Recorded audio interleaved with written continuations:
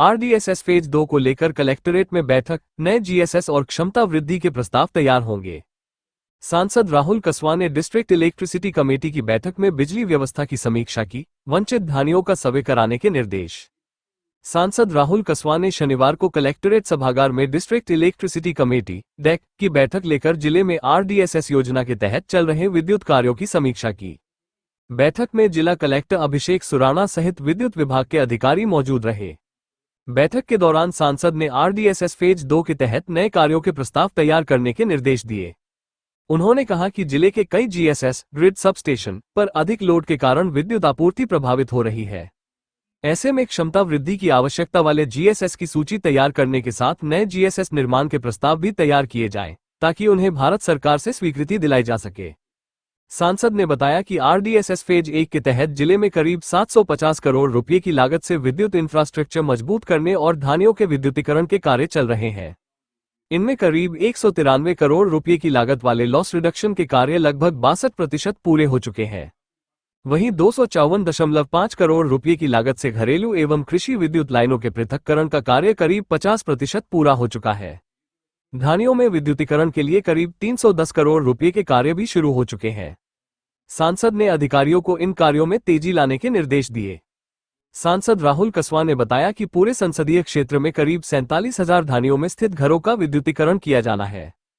इनमें करीब 38,000 धानियां चूरू जिले की है।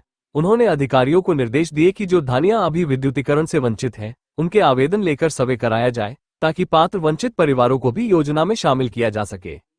बैठक में बताया गया कि जिले में 7 नए GSS का निर्माण पूरा हो चुका है। इनमें सरदार शहर क्षेत्र में 6 तथा रतनगढ़ क्षेत्र में 1 GSS शामिल है। सांसद ने कहा कि जिले में विद्युत आपूर्ति व्यवस्था को मजबूत करना और वंचित क्षेत्रों तक बिजली पहुंचाना प्राथमिकता है।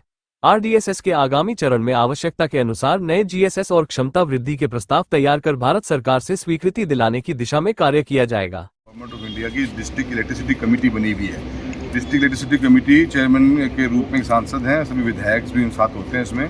तो आज शनिवार के दिन इसलिए मीटिंग रखी क्योंकि हमने हमारे जिले में ऑलरेडी RDSS का काफ़ी काम चल रहा है। 193 करोड़ रुपये का काम पहले सेंक्शन थे, 250 करोड़ से ऊपर के लगभग के काम चल रहे हैं। हमारे जहाँ फीडर को सेपरेट कर रहे हैं, कृषि का फीडर अलग और घरेलू फीडर अलग, उसके भी काफ़ी काम चल रहे हैं। साथ में धानियों के कनेक्शंस के काम चल रहे हैं, जो करीब 325 करोड़ के काम है। तो टोटल में 850 करोड़ रुपये काम डिस्ट्रिक्ट में चल रहे हैं। अब RDSS फेज़ 2 के अंदर प्राथमिकता से हम ये चाह रहे थे कि इसके अंदर हम और नए GSS बनाए जाएँ 33 kVA से कम की कैपेसिटी के। उसी के लिए आज ये मीटिंग बुलाई है, क्योंकि भारत सरकार की एक नई योजना थी, उसमें हमारा फोकस था। तो मंडे से हम पार्लियामेंट दोबारा चलेगी, तो इसलिए हमने शनिवार के दिन पे आज हमारे मनोज जी मेघवाल साहब विधायक महोदय और जिला अध्यक्ष महोदय आज भी पहुँचे हैं। जो भी जिले में जहाँ पर भी RDSS के तहत 33 kVA के 11 kVA के नए GSS बनने की गुंजाइश है, क्योंकि सिस्टम हमारा ओवर कैपेसिटी पे चल रहा है। 95% जहाँ ऑक्यूपेंसी आ रही है, जहाँ मतलब यूज़ हो रही है GSS को, वहाँ पे हम नए बनाने का प्रावधान लेकर चले हैं। कलेक्टर साहब को भी ये बात कही और SC महोदय पूरी टीम को भी बात कही है कि विद इन नेक्स्ट 2 डेज़ आप अपनी लिस्ट बना के दें, ताकि हम भी भारत सरकार को दे सकें। 20 तारीख से विधानसभा भी चलेगी, तो हमारे लोकल विधायक महोदय भी राजस्थान की सरकार को 33 kVA के नए GSS की जहाँ रिक्वायरमेंट है उसके बारे में बात करें। ट्रांसफार्मर्स की भी बहुत बड़ी रिक्वायरमेंट्स हैं, और 132 kVA से ऊपर के जो GSS 132, 220 और 400, उनका भी हमने पूरा प्लान आउट चूरू का लिया है, अभी समझा है कि कितने हमारे को नए GSS यहाँ पे चाहिएंगे।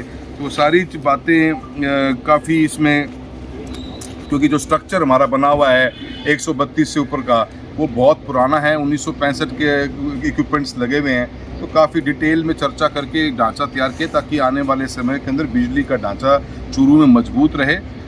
220 और 400 की और डिमांड्स हैं, उसके बारे में चर्चा की जाएंगी।